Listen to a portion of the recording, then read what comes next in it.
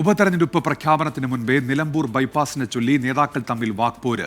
Nilambur bypass സർക്കാരിന്റെ സ്വപ്ന പദ്ധതിയാണെന്നും നടപ്പാക്കുമെന്നും CPIM കേന്ദ്ര കമ്മിറ്റി അംഗം എളമരം കരീം 24-നോട് പറഞ്ഞു. എന്നാൽ പണം അനുവദിച്ചുവെന്ന ഫ്ലെക്സുകൾ ഇതിനു മുൻപും കണ്ടിട്ടുണ്ടെന്നും ഒന്നും നടക്കില്ലെന്നും മുസ്ലിം ലീഗ് നേതാവ് ഇസ്മയിൽ മൂത്തേടം തിരിച്ചടിച്ചു.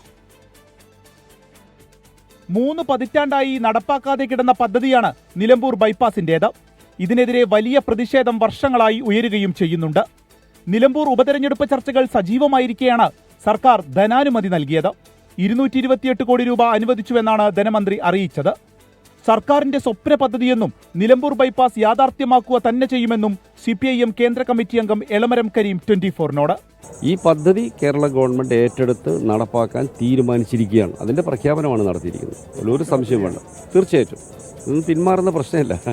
ധനാനുമതി നൽകിയതിനു പിന്നാലെ സർക്കാരിനെ അഭിനന്ദിച്ച് ഫ്ലെക്സ് ബോർഡുകൾ നിലമ്പൂരിൽ ഉയർന്നിട്ടുണ്ട്. ബൈപ്പാസിന് പണം അനുവദിച്ച നിരവധി ഫ്ലെക്സുകൾ ഇതിനു മുൻപും കണ്ടിട്ടുണ്ടെന്നും ഫണ്ട് വരില്ലെന്നും മുസ്ലിം ലീഗ് നേതാവ് ഇസ്മയിൽ മൂത്തേടം പ്രതികരിച്ചു. ബൈപ്പാസിന് 227 കോടി 24 മണിക്കൂർ കൊണ്ട് പാസ്സാക്കി. പക്ഷെ അത് കിട്ടാൻ പോകുന്നില്ല. അങ്ങനെ ഞങ്ങൾ ഒരുപാട് ഫ്ലെക്സ് കണ്ടാണ്.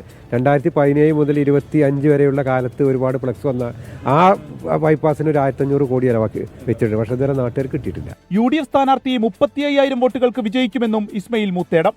സ്ഥാനാർത്ഥി നിർണയ ചർച്ചകളിലേക്ക് LDF കാര്യമായി കടന്നിട്ടില്ലെങ്കിലും സംഘടനാ പ്രവർത്തനങ്ങൾ പൂർത്തിയാക്കി തിരഞ്ഞെടുപ്പിന് സജ്ജമായി കഴിഞ്ഞു. 24 മലപ്പുറം.